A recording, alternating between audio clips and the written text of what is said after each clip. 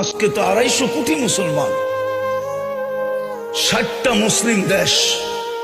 যে সময় 313 জন ছিল ওই সময় তো এই দুরবস্থা ছিল না। আজকে 250 কোটির যে দুরবস্থা, মুসলমানের কোনো দেশ ছিল না তখনও তো এই দুরবস্থা ছিল না। আজকে তো 60টা মুসলিম দেশ। ওই সময় তো এই দুরবস্থা ছিল না, যখন পেটে ভাত ছিল না, শরীরে কাপড় ছিল না, পায়ে জুতা ছিল না, মাথা গোচার টাই ছিল না, তখনও তো এই দুরবস্থা ছিল না। আজকে তো মুসলমানের চেয়ে খায় না কেউ, বেশি খায় না। দুনিয়ার কেউ মুসলমানের চেয়ে বেশি আইটেম চিনেও না, খায়ও না। এই জন্যই তো আজকে দুরবস্থা।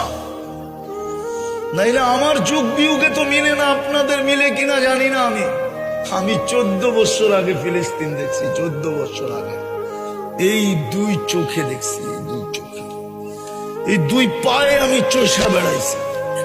এই জন্য আমার ভিতর চোখ বিয়োগ মিলে না যে ফিলিস্তিন মাটির সাথে মিশে কি করা, ওইখানে বোম ফাটে কি করা, ইরাক মাটির সাথে মিশলো কি করা, ওইখানে বোম ফাটলো কি করা।